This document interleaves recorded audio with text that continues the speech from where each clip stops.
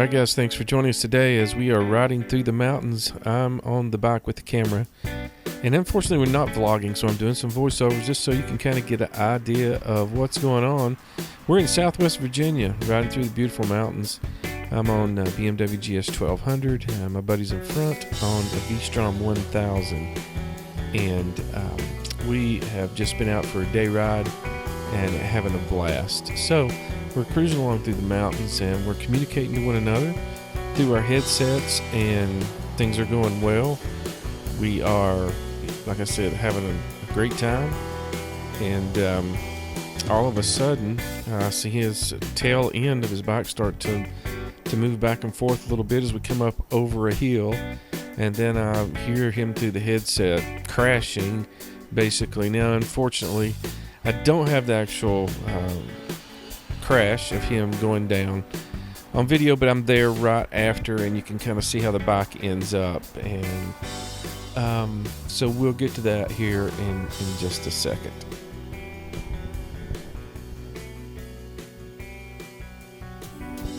So here I am, I've turned around and come back. He is already crashed, and I do have him blurred out just to protect him, and you know, it can be embarrassing. So anyway, you can see he tries to pick the bike up, and I know those of you guys that use GoPros, you know that it's hard to tell just how steep it is right here, but it is. I had a hard time getting my bike to stand up, so I get off, make sure the camera's running, and go up and try to help him pick up his bike. And on our first try, we could have gotten it up easily, but for some reason he couldn't grab the brake, and so it was just going to roll back down. So I decided, you know, I'm going to come back, I'm going to take my gloves off, and we're going to do this right. Well, he waits and kind of takes it all in, and I'm sure at this point he's kind of shaken up, and I feel really bad for him because he has a nice bike, and he is a bit OCD, but you know, that's a good thing, I guess, in so many ways. But when you lay your bike down, it can be pretty difficult on your pride. So this time we were able to give it a lift and get the kickstand down so that we can take a look and kind of see, you know, what the damage is and look it over good. And so we begin to take a closer look at it and see some nicks and some things here and there, and we did notice that on his clutch lever there was some damage, and also on the handguard on the left front was messed up, and a few other things here and there, scratches and things. Good news is he was able to buff most of the stuff out, get his bike back in almost perfect condition.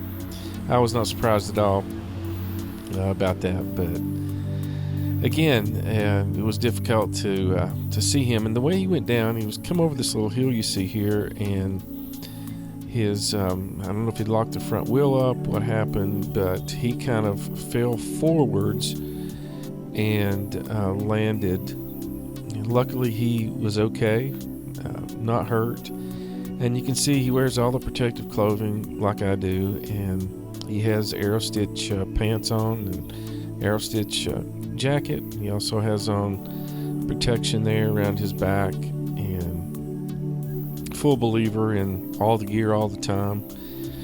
But as he continues to check it out and kind of see what all the damage is, it's a little bit hard to swallow. So I kind of walk around and go back up to look at his tire path to kind of get a little better idea of exactly, you know, what happened.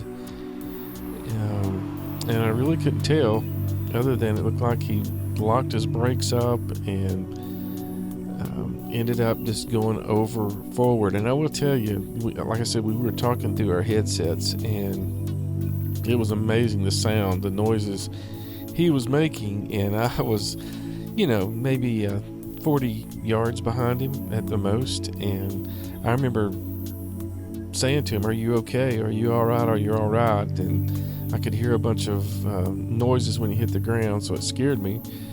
And then finally he began to talk, and he said, I've wrecked my bike. And I said, yeah, I saw that. And I said, let me go get turned around and come back and help you, and we'll get your bike back up and see if we can get going and back down the mountain. Now, my thoughts right away are, this could be trouble, because we are a long ways from some civilization here in the southwest mountains of Virginia. But, wow, if we had to get a wrecker in there, that would have been pretty difficult.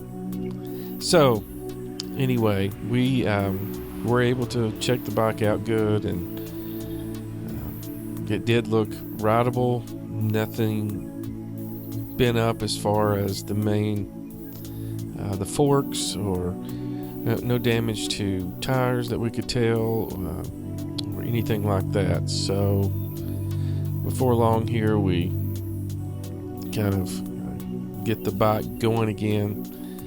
I come back and just make sure the camera's running, and again got it blurred out because just want to protect that. He's my buddy. We've been friends a long time, and don't care to show my mug shot there, but as far as him, this can be embarrassing. But you know what? This can happen to any of us, and especially on a fire road. If you're not used to riding fire roads, and your brakes are kind of a challenge sometimes, and knowing when to hit what, it can be a little shady. So you want to take your time, and you want to make sure you know what you're doing, and don't get going too fast, and know when to hit what brake and when not to hit what brake, so that things don't happen. But so thankful that, like I said, he's okay. And just a reminder, to always wear your gear, guys, because he had a few scuffs on his elbow jacket, and I think his gloves, and maybe his left knee, but not enough damage to have to send any of the clothing back for repairs. So Aerostitch gear is really, really good gear. As you can tell, I wear all Klim gear, which I think theirs is really good also. So after a little bit more inspection of the bike, decides to, my friend, get back on the bike. I kind of hold him balanced there. Like I said, the incline is just so hard to tell through a GoPro unless you use one, and the bike fires up great. And we get him back up the hill where he can further assess the damage and kind of gather himself, and we can head back down the mountain. So glad that there were not any serious injuries, and that the bike was not any more damaged than it was. So having said that, here we go, and off he goes to ride another day. So we're tough afternoon for sure, and you never want to see anybody go down, but especially when it's a friend. Again, I am so thankful that he's okay. And here you can see us after we got back going again, and he's in front of me. I'm just kind of keeping a close eye on him as we head back down the mountain. Thankful that he's okay and his bike is okay. And thanks for watching, guys.